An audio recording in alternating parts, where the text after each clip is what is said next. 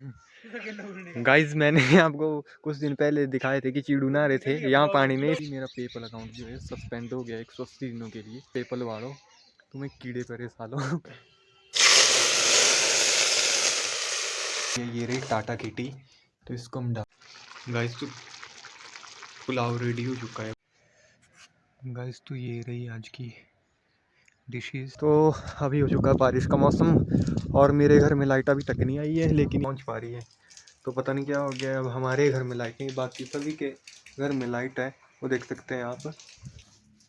पर हाँ चलो, दिया जला हुआ है प्रभु जी का। जय श्री राम, जय श्री राधा।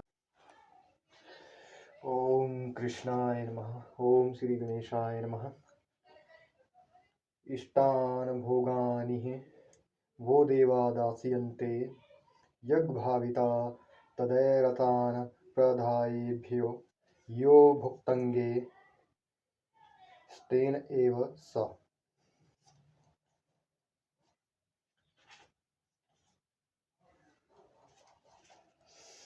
जीवन की विभिन्न आवश्यकताओं की पूर्ति करने वाले विभिन्न देवता यज्ञ संपन्न होने पर प्रसन्न होकर तुम्हारी सारी आवश्यकताओं की पूर्ति करेंगे। किंतु जो इन उपहारों को देवताओं को अर्पित किए बिना भोगता है, वह निश्चित रूप से चोर है। देवतागण भगवान विष्णु द्वारा भोग सामग्री प्रदान करने के लिए अधिकृत किए गए हैं, अतः नियत यज्ञों द्वारा उन्हें अवश्य संतुष्ट करना चाहिए। वेदों में विभिन्न देवताओं के लिए भिन्न भिन्न प्रकार के यज्ञों की संस्तुति है, किंतु वे सब अंततः भगवान को ही अर्पित किए जाते हैं। किंतु जो यह नहीं समझ सकता कि भगवान क्या है, उसके लिए देव यज्ञ का विधान है। अनुष्ठानकर्ता के भौतिक गुणों के अनुसार वेदों में विभिन्न प्रकार के यज्ञों का विधान है। विभिन्न देवताओं की पूजा भी उसी आधार पर अर्थात गुणों के अनुसार की जाती है। उदाहरणार्थ, मांसाहारियों को देवी काली की पूजा करने के लिए कहा जाता है, जो भौतिक प्रकृति की घोर रूपा है, और देवी के समक्ष पशु बलि का आदेश है। किंतु जो सतोगुणी हैं, उनके लिए विष्णु की दिव्य पूजा बताई जाती है। अंततः समस्त यज्ञों का ध्येय उत्तरोत्तर दिव्य पद प्राप्त करना है। सामान्य व्यक्तियों के लिए कम से कम 5 यज्ञ आवश्यक है, जिन्हें पंच महायज्ञ कहते हैं। किंतु मनुष्य को यह जानना चाहिए कि जीवन की सारी आवश्यकताएं भगवान के देवता प्रतिनिधियों द्वारा ही पूरी की जाती हैं। कोई कुछ बना नहीं सकता। उदाहरणार्थ, मानव समाज के भोज्य पदार्थों को ले। इन भोज्य पदार्थों में शाकाहारियों के लिए अन्न, फल, शाक, दूध, चीनी आदि है, तथा मांसाहारियों के लिए मांस आदि, जिनमें से कोई भी पदार्थ मनुष्य नहीं बना सकता। एक और उदाहरण ले, यथा ऊष्मा, प्रकाश, जल, वायु आदि जो जीवन के लिए आवश्यक हैं, उनमें इनमें से किसी को बनाया नहीं जा सकता। परमेश्वर के बिना ना तो प्रचुर प्रकाश मिल सकता है, ना चांदनी, वर्षा या प्रातः कालीन समीर ही, जिनके बिना मनुष्य जीवित नहीं रह सकता। स्पष्ट है कि हमारा जीवन भगवान द्वारा प्रदत्त वस्तुओं पर आश्रित है। यहाँ तक कि हमें अपने उत्पादन उद्यमों के लिए अनेक कच्चे मालों की आवश्यकता होती है, यथा धातु, गंधक, पारद, मैग्नीज तथा अन्य अनेक आवश्यकताएं वस्तुएं, जिनकी पूर्ति भगवान के प्रतिनिधि इस उद्देश्य से करते हैं कि हम उनका समुचित उपयोग करके आत्म साक्षात्कार के लिए अपने आप को स्वस्थ एवं पुष्ट बनाएं, जिससे जीवन का चरम लक्ष्य अर्थात भौतिक जीवन संघर्ष से मुक्ति प्राप्त हो सके। यज्ञ संपन्न करने से मानव जीवन का यह लक्ष्य प्राप्त हो जाता है। यदि हम जीवन उद्देश्य को भूलकर भगवान के प्रतिनिधियों से अपनी इंद्र तृप्ति के लिए वस्तुएं लेते रहेंगे और इस संसार में अधिकाधिक फंसते जाएंगे, जो कि सृष्टि का उद्देश्य नहीं है, तो निश्चय ही हम चोर हैं, और इस तरह हम प्रकृति के नियमों द्वारा दंडित होंगे। चोरों का समाज कभी सुखी नहीं रह सकता, क्योंकि उनका कोई जीवन लक्ष्य नहीं होता। भौतिकतावादी चोरों का भी कोई जीवन लक्ष्य नहीं होता। उन्हें तो केवल इंद्र तृप्ति की चिंता रहती है। वे नहीं जानते कि यज्ञ किस तरह किए जाते हैं, किंतु चैतन्य महाप्रभु ने यज्ञ संपन्न करने की सरलतम विधि का प्रवर्तन किया है। यह है संकीर्तन यज्ञ, जो संसार के किसी भी व्यक्ति द्वारा कृष्ण भावनामृत के सिद्धांतों को अंगीकार करता है, संपन्न किया जा सकता है। यज्ञ सृष्टि शिष्टाशिन संतो मुच्यन्ते सर्वकीलिम्बशे भुजन्ते ते त्वंगम पापाये पंचतयातकमकारणात्। भगवान के भक्त सभी प्रकार के पापों से मुक्त हो जाते हैं, क्योंकि वे यज्ञ में अर्पित किए भोजन प्रसाद को ही खाते हैं। अन्य लोग जो अपने इंद्रिय सुख के लिए भोजन बनाते हैं, वे निश्चित रूप से पाप खाते हैं। भगवत भक्तों या कृष्ण भावना भावित पुरुषों को संत कहा जाता है। वे सदैव भगवत प्रेम में निमग्न रहते हैं, जैसा कि ब्रह्म संहिता में कहा गया है। प्रेमांजनुच्छरित भक्ति विलोचनेन संत सदैव हृदयेषु विलोकयन्ति। संतगण श्री भगवान गोविंद समस्त आनंद के दाता या मुकुंद मुक्ति के दाता या कृष्ण सबों को आकृष्ट करने वाले पुरुष के प्रगाढ़ प्रेम में मगन रहने के कारण कोई भी वस्तु परम पुरुष को अर्पित किए बिना ग्रहण नहीं करते। फलतः ऐसे भक्त पृथक पृथक भक्ति साधनों के द्वारा यथा श्रवण कीर्तन स्मरण अर्चन आदि के द्वारा यज्ञ करते रहते हैं, जिससे वे संसार की संपूर्ण पापमयी संगति के कलमश से दूर रहते हैं। अन्य लोग जो अपने लिए या इंद्र तृप्ति के लिए भोजन बनाते हैं, वे न केवल चोर हैं, अपितु सभी प्रकार के पापों को खाने वाले हैं। जो व्यक्ति चोर तथा पापी दोनों हो, भला वह किस तरह सुखी रह सकता है? यह संभव नहीं। अतः सभी प्रकार से सुखी रहने के लिए मनुष्य को संपूर्ण पूर्ण कृष्ण भावनामृत में संकीर्तन यज्ञ करने की सरल विधि बताई जानी चाहिए, अन्यथा संसार में शांति या सुख नहीं हो सकता। ओम कृष्णाय नमः। ओम श्री गणेशाय नमः। हरे कृष्ण कृष्ण कृष्ण हरे हरे, हरे राम राम राम हरे हरे, हरे कृष्ण कृष्ण कृष्ण हरे हरे, हरे राम राम हरे हरे। ओम। तो चलिए प्रभु, आज की जो ब्लॉग है हम यहीं से शुरू कर रहे हैं। हेलो दोस्तों, तो ये रहा आज का व्यू। आप लोग देख सकते हैं पूरे गांव का नज़ारा, बढ़िया। तो आज के ब्लॉग की शुरुआत कुछ इस तरह हो रही है। आज का ब्लॉग बहुत लेट शुरू हो रहा है। इसका कारण ये है कि मेरा पेपल अकाउंट जो है सस्पेंड हो गया 180 दिनों के लिए। जितने भी फंड्स थे वो सारे होल्ड पर है। ना तो मैं किसी को पैसे ट्रांसफ़र कर सकता हूँ, ना ही किसी से रिसीव कर सकता हूँ। तो यही कारण है, इसी का दुख है। ये पेपल वालों, तुम्हें कीड़े परे सालों मेरा अकाउंट मिला था सस्पेंड करने के लिए, 1-2 मेल ही कर देते कि सस्पिशियस एक्टिविटी हो रही है। तो इसलिए हम कस्टमर की सिक्योरिटी के लिए क्या कर रहे हैं, आपके अकाउंट को सस्पेंड कर रहे हैं। तो आप चेक कर लीजिए, कुछ कंफर्मेशन दे देते, पहले मैं कुछ कर लेता, लेकिन नहीं, आपने सीधा क्या कि सस्पेंड ही कर दिया। चलो आज का ब्लॉग शुरू करते हैं। गाइज, मैंने आपको कुछ दिन पहले दिखाए थे कि चीड़ू नहा रहे थे यहाँ पानी में। इस लेंटर पर 2-3 चीड़ू नहा रहे थे, जो मैंने आपको बताए थे। लेकिन क्या है, आज जो है बारिश हो गई है, देख सकते हैं सुबह 4 बजे बारिश हो गई है। तो देखा, मौसम विभाग वाले बिल्कुल सही नहीं है। ये जो पक्षी नहाते हैं तभी बारिश होती है। उस दिन आखेट कर रहे थे, अगर ब्लॉग देखा होगा आपने तभी आपको पता होगा। देखो गाइज, मैंने आपको बोला था ना कि जब जब फ्रेंटी पक्षी या चीड़ू कोई भी है आखेट करते, पानी के अंदर खेलते हैं, तो क्या होता है, बारिश होती है 1-2 दिन में। तो आप लोग देख सकते हैं, ये आज का ब्लॉग मैं घर से शूट कर रहा हूँ, क्योंकि आज का ब्लॉग स्टार्ट भी लेट ही हुआ है। और तब भी आपको एंटरटेन करने की कोशिश ज़रूर करूँगा, जिसमें आपको पता ही है, मैंने पहले बताया, एडवेंचर, फूड रिव्यू, हर एक चीज़।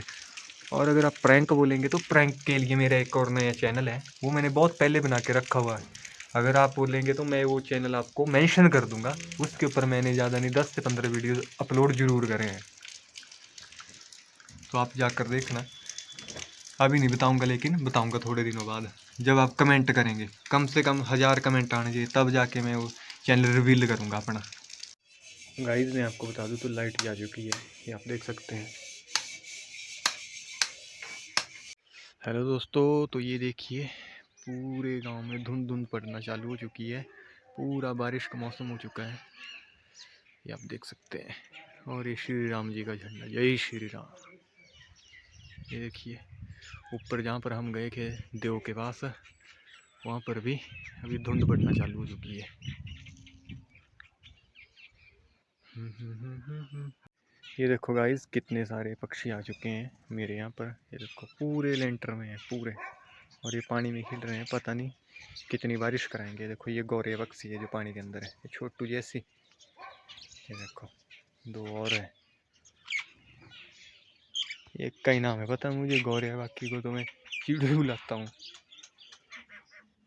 अभी ये इसमें खेल रही है। अभी बारिश हो गई और देखो ऊपर बादल आसमान में। एक बार अपना फोगड़ा भी दिखा देते हैं। चैनल को सब्सक्राइब कर दो गाइस। तो अभी मैं बना रहा हूँ पुलाव। चलिए, और ये तड़का हो चुका है अभी, बस थोड़ा सा गर्म होने देते हैं। गाइस तेल हो गया है तो मिर्च डाल देते हैं। गाइस तड़का हो चुका है तो अभी मैं डाल रहे हैं।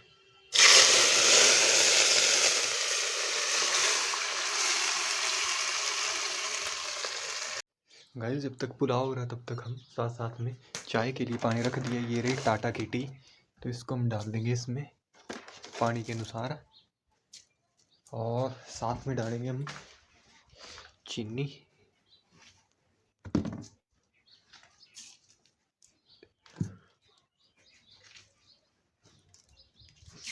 तब तक ये हो जाएगी। तो गाइस थोड़े समय के लिए सूरज बाबा जो है बादलों से बाहर आ चुके हैं। तो ये आप देख सकते हैं सूर्य के बीचों बादलों के बीचों बीच से धूप प्रदान करते हुए सूर्यदेव। हाय हाय हाय, कितनी ज़्यादा धूप है। लेकिन और तरफ देखिए बादल, देखो पूरे बादल है पूरे आसमान में। गाइस तो पुलाव रेडी हो चुका है बढ़िया करके, आप लोग देख सकते हैं। अभी हम डालेंगे चाय आगे और पुलाव को छोड़ देंगे इस साइड। गाइस अगर मैं आपको टाइम बता दूं तो टाइम हो रहे हैं तकरीबन दोपहर के 2:51, यानी कि इवनिंग के 3 बजने वाले। और अभी मैं चाय बना रहा हूँ। ये रहा दूध। तो ये वाला दूध था, बाल्टी में कल दूध दिया था सोनिका भाभी जी ने, और गिलास में दिया था सुमनी भाभी जी ने। तो चलिए अभी हम इस दूध जो बाल्टी में आया था उसकी हमने खीर बनाई थी, कुछ रख लिया था चाय के लिए, तो अभी चाय बनाई जा रही है। चलिए गाइस, तो ये रही आज की डिशेस। पुलाव, दाल वाला मलका की दाल का पुलाव, और ये रही साथ में चाय, और ये गर्मा गर्म पानी। पहले हम भोग लगाएंगे प्रभु जी को। जय जय सीताराम। हेलो दोस्तों, तो जैसे कि आप लोग देख सकते हैं ये रहा पुलाव। पुलाव के साथ खिचड़ी। पहले हमने भोग लगाया प्रभु जी को, और फिर उसके बाद हम खुद खा रहे हैं। मज़ा आ गया गाइस, खिचड़ी खा के मज़ा आ गया। इतनी टेस्टी खिचड़ी बनी हुई है।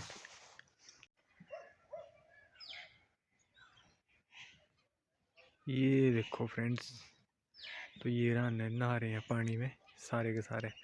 बारिश हो जाएगी। हो हेलो प्रभु। तो अभी हो चुका है बारिश का मौसम, और मेरे घर में लाइट अभी तक नहीं आई है, लेकिन यहाँ पे टेप लग चुका है मंदिर में, और मैं आ रहा हूँ पानी लेके प्रभु जी। तो चलिए मिलते हैं घर पे। हेलो प्रभु, कैसे हैं आप सभी। तो आप ये देख सकते हैं ये हमारे मीटर में लाइट तो है, पर मीटर में लाइट आ रही है, पर ये देखो ये बस रीडिंग आ रही है, आगे वोल्टेज नहीं पहुंच पा रही है। तो पता नहीं क्या हो गया। अब हमारे घर में लाइट नहीं, बाकी सभी के घर में लाइट है, वो देख सकते हैं आप। ये देखो ये बस रीडिंग आ रही है, आगे वोल्टेज नहीं पहुंच, हमारे घर में लाइट नहीं है। तो चलिए प्रभु अभी हम संध्या वंदन करेंगे। उसके बाद पुलाव तो मैंने उस टाइम बना लिया था, तो वो बचा हुआ है, उसी का भोग लगा देंगे प्रभु को। तो चलिए अब संध्या वंदन करते हैं। ये रहा संध्या वंदन के लिए। चलिए, और ये लोहारड़ा बस। अभी टाइम हो रहे हैं कितने, 6:25।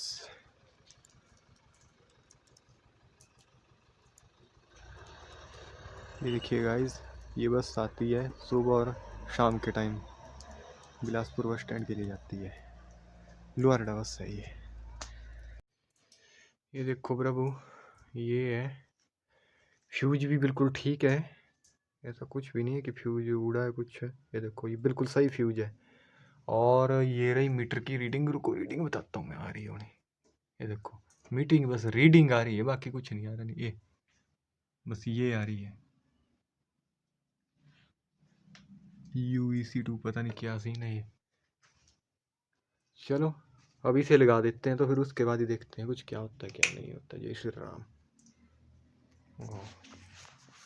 ये भी एक बड़ा चैलेंज रहता है ITI वालों के लिए। फ्यूज लगाओ जी। जय श्री राम। ये देखो अब भी नहीं आई नहीं। फ्यूज भी ठीक है, सब कुछ ठीक है, पता नहीं क्या दिक्कत है। पर हाँ चलो, दिया जला हुआ है प्रभु जी का। जय श्री राम, जय श्री राधा राम, राघव राजा राधा राम। जय हो प्रभु। तो ये देखिए प्रभु, लाइट वाइट कुछ नहीं है आज की, लाइट लूट ऑफ है सब कुछ। तो चलिए आज दूध आया, चाय तो है, खीर बना लेते हैं आज की। तो चलिए प्रभु, आज का व्लॉग हम यहीं पर ही एंड करते हैं, क्योंकि लाइट तो है नहीं। तो यहीं पर भोग लगा रहे हैं प्रभु जी। तो चलिए मिलते हैं फिर कल एक न्यू ब्लॉग में। तब तक के लिए क्या कीजिए, मेरे चैनल को सब्सक्राइब कर लीजिए और फेसबुक पेज को फॉलो कर लीजिए, ओमकार ब्लॉग्स है निक नेम। वैसे आप सर्च करेंगे फेसबुक तो आपको मिल जाएगा फेसबुक पेज, और यूट्यूब चैनल को सब्सक्राइब कर लीजिए। तो चलिए मिलते हैं फिर कल एक नए ब्लॉग में। जय श्री राधे, हर हर महादेव, जय श्री राम, जय जय सीताराम, जय सनातन।